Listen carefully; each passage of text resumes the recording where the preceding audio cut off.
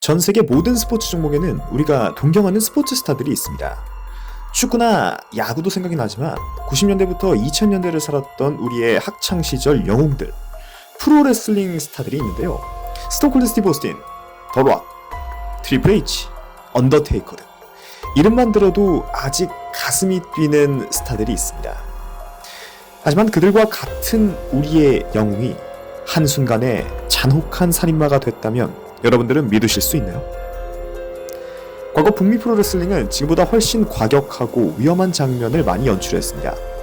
지금은 당시에 비해 많은 안전장치가 마련된 채 경기에 임하고 있는데요. 이 계기가 바로 오늘의 주제인 크리스 베노아 사건입니다. 캐나다 출신 베노아는 키와 체구는 작은 편이었지만 테크닉과 접수 능력이 상당히 우수했고 그의 캐릭터와 기술은 많은 팬을 몰고 다니는 슈퍼스타였습니다. 한창 활동을 하던 2007년 6월 23일 베너는 갑자기 친한 동료인 차보 게레로에게 가족들이 아파서 경기에 참여할 수 없게 됐다라는 통보를 남겼는데요. 그리고 하루 뒤인 6월 24일 베너는 차보에게 자신과 부인인 낸시의 핸드폰으로 자신의 집 주소를 적어놓은 문자를 5차례나 보낸 뒤 소식이 두절됐습니다. 평소 프로의 본분을 잘 지키던 베테랑 선수인 베노아가 갑자기 이럴 리가 없다고 생각이 든 차보는 WWE 인사팀에게 이 사실을 말했고 결국 경찰에 연락해 그의 안위를 확인해달라고 부탁했습니다. 당시 순찰 근무를 서던 경관은 크리스 베노아와 같은 헬스장을 다니는 등 안면이 있던 사이였고 이웃집에 찾아가 요 며칠 동안 베노아 일가를 본 적이 있는지 탐문했습니다.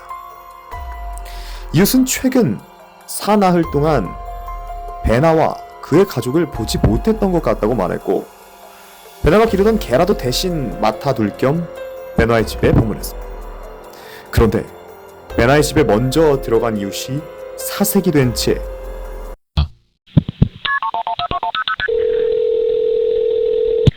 Hey, County 911, what is your emergency?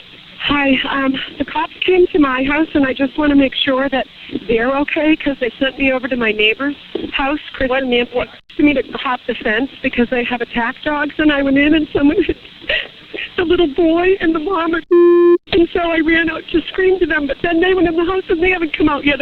Are they okay? Have you heard Okay, from the hold on just a moment. 집안에서는 시체 썩는 냄새가 가득했고 아내인 낸시와 아들인 데니얼의 시신이 발견됐습니다.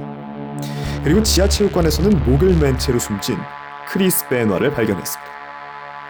베노아와 그의 가족이 사망했다는 소식은 순식간에 세상에 알려지게 됐고 WWE는 급히 모든 스케줄을 중단시키고 베나를 추모하는 추모식을 열었고 모든 슈퍼스타들이 참가해 베나를 추모하는 영상이 수록됐었습니다. 그만큼 당시 크리스 베나는 슈퍼스타였습니다. 하지만 경찰의 수사를 통해 베나가 아내와 아들을 살해하고 스스로 목숨을 끊었다는 충격적인 사실이 드러났습니다. 베나와 아내 낸시는 데니얼의 양육 문제에 불화가 있었고 베나는 수년 전부터 가정폭력을 저질렀다는 사실도 밝혀졌습니다. 또한 장애가 있다고 알려진 아들의 장애도 없는 것으로 밝혀졌는데요. 더욱 잔혹한 사실은 아내와 아들의 사망 시점을 고려했을 때 분노에 의한 살인이 아닌 계획 살인으로 밝혀졌습니다. 베나는 금요일에 아내를 살해했고 토요일에 아들을 살해했으며 일요일에 스스로 목숨을 끊었다는 사실이 밝혀졌습니다. 이 말은 즉슨 처음부터 아내와 아들을 살해할 계획을 세웠다는 겁니다.